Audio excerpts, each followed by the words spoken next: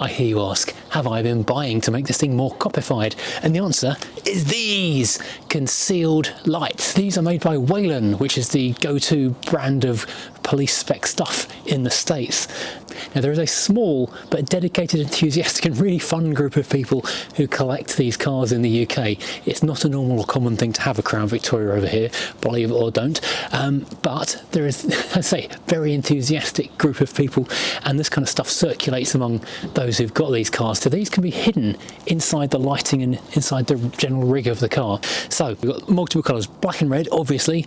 Black is negative, red is positive. Then we've got white to switch the patterns, because you've got different flash patterns at different speeds and yada yada. I'll show you some of those in a minute. Green is to sync them, so one switch can run everything. And on this one though, the brown wire will give you red only rather than red and blue. And I'll quickly show you what they look like. Beware if you're epileptic. So we've now got a red and a blue flash. That's kind of cool, isn't it? Trying the other one on the positive and the negative. However, with this grey cabled one, it's also got a brown wire as well. And if I hook this one up, going to earth, hang on, where have we gone? Earth on the black and live on the brown cable, this will flash in red only. And this is good because the places I've got to put these lamps are sort of limited. Now this is the plan, and it's due to snow in 32 minutes according to my phone, so we might not get much done this afternoon. Now in the front of the car, and yes there is a block of wood down there because it's an automatic, so you come down, put it into park, put that park brake on and the thing lurches forwards, and also because it's got a long nose and a long bumper, I don't want to go into the bins and into the door. Anyway, right, back to the topic on hand. Quite common for these Crown Vics is to have a lamp hidden in this side marker. This isn't actually indicator, the indicator is here in the middle.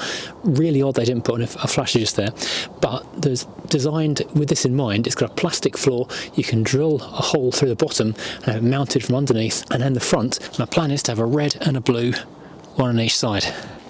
There are loads of other options. People do fit them inside here in the indicator.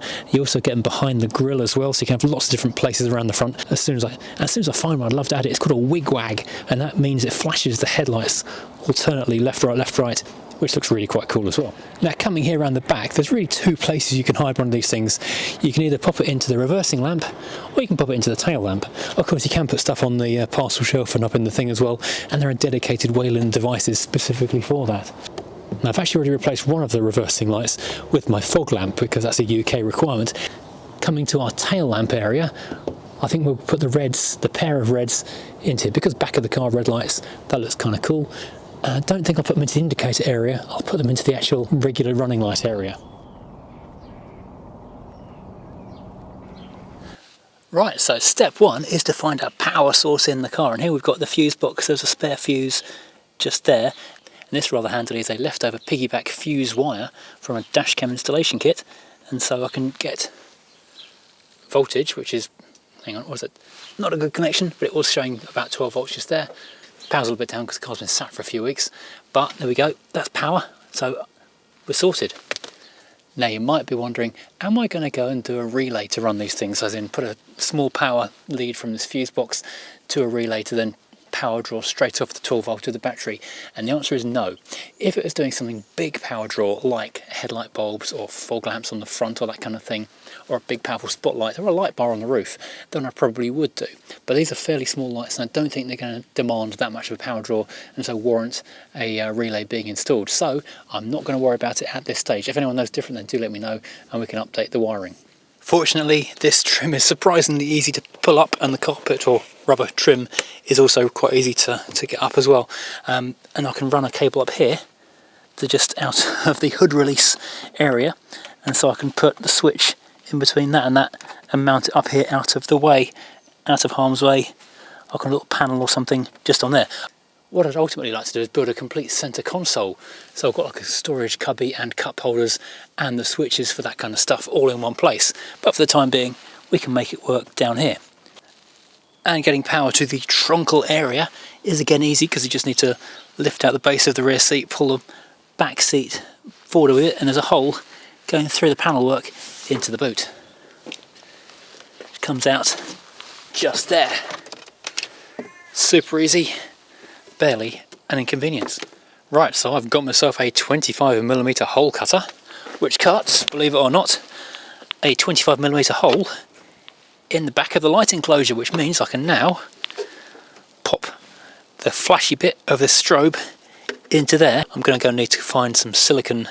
Right, there we go, attached and attached. I actually used stuff called Sticks Like Beep because it's really good. It's also waterproof and weatherproof and everything, and a screw in each one to hold them in place, so that should be nice and secure. So I'm going to let that set for a few minutes while I go and have a sandwich. I'll pop back in a moment. And our cabling can go through this extra grommet down here, which is hidden by the plastic trim and kept weatherproof. This is the great thing about Crown Vics, is they were designed to be adaptable and adapted with lots of extra things. So there's all kinds of holes and grommets and things specifically for this kind of stuff all over the car. Makes this kind of stuff really easy. Right, so now neatly hidden away behind the carpet, I've got an earth connected to this point just here. I've got the white and the green wires hooked up to some contacts in case we need to change them in the future, and we've got a plug for the red wire. You see how narrow and tiny these wires are, that's why I don't need a lot of power, and we can do without a relay. Unfortunately, my red wire from the front of the car isn't quite long enough, so I'm going to have to go and buy some more in a second. But this does give me the opportunity to do one thing which I forgot to mention, and that is the legal part of this. Because you can't run a police car or police lights on a civilian vehicle without getting yourself arrested, the police take a very dim view indeed of that kind of thing. I've got to put an isolator switch here in the boot of the car, otherwise I will literally get arrested.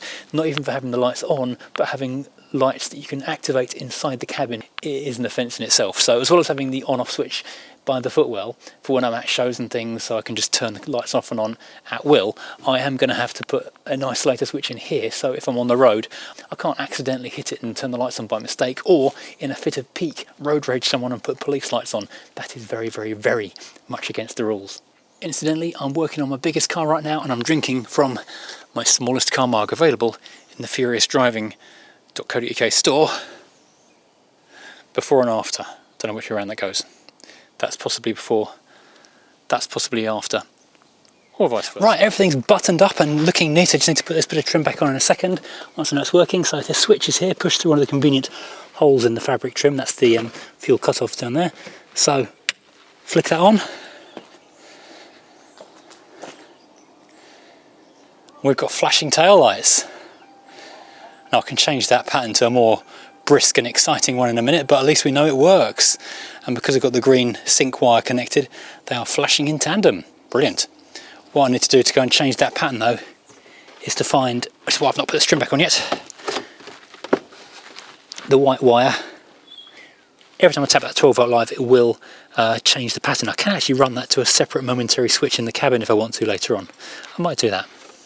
Oh, that's so cool. I've got strobes. I can turn this off now.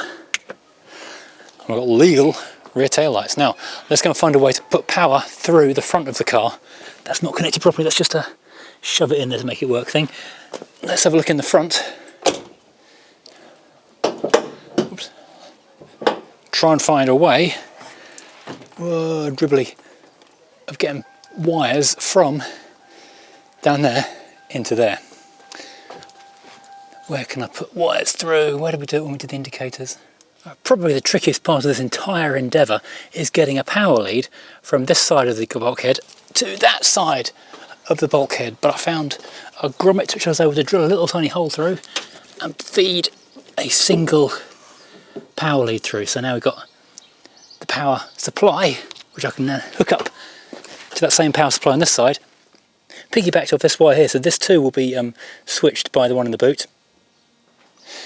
So now I can hook this up to that and can seal these wires down here somewhere, pop these side markers out and get them drilled up. The thing I worked out a little while ago with these cars is it's much easier to get the side light unit out if you take the headlamp out. Then you can reach the bolt a bit more easily. So the plan with this is like the police forces do in America, drill a little 25mm hole in the bottom of this, run the wire out to here and mount it in the bottom just there. Easy peasy and indeed lemon squeezy. Just need to drill a little hole.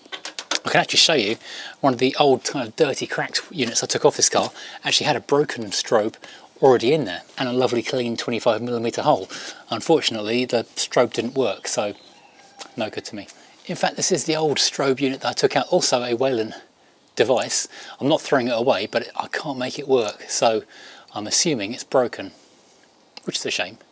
Because this one though is like a proper old-fashioned, like a camera flash type of xenon type tube, it might need like a trigger device of some kind, I don't know. There's the fun bit, trying to get the disc of plastic I just cut out of the lamp. That's like a Christmas game from when I was a kid. There we go. Gotcha! Right, there we go. Nice neat hole, couple of screw holes drilled, and then all we need to do and number 2 done, ready to refit as well.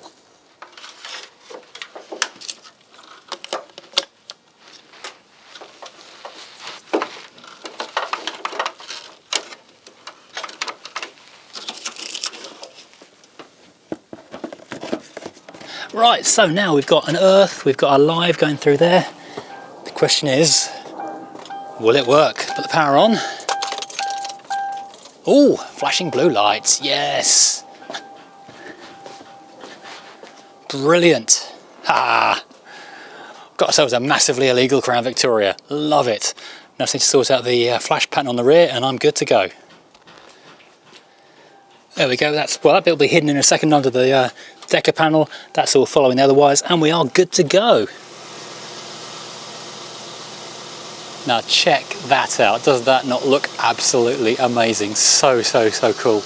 I've had to do a quick robbery and steal one of the little tiny fuses out of the dashboard to run these things. I couldn't find any small ones, so I've not got the side lights, dashboard lights and number plate light working at the minute, which is a little bit annoying, but apart from that it is working fine.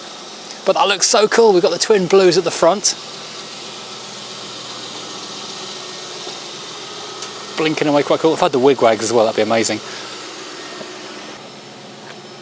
And here at the back we've got the flashing reds, which look absolutely awesome as well. I'm so happy with that. So cool. I'm so annoyed I couldn't find a little mini fuse to make that work, but I'll dig one out, get a Halfords tomorrow or something. I know I've got a box of them somewhere, I just don't know where.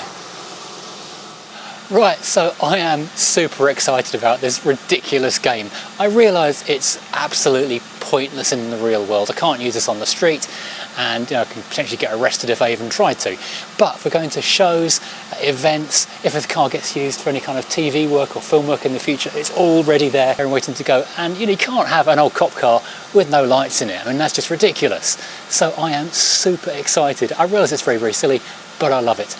We've got the kill switch cut out in the boot. I haven't actually wired the switch in by the footwell just yet because it's getting late and I need to get the video edited tonight, just run out of time. But I will take the power feed for the front lights from the cable that's going to the boot. So it's going to be on the same cut-off circuit as the main kill switch. This is so cool.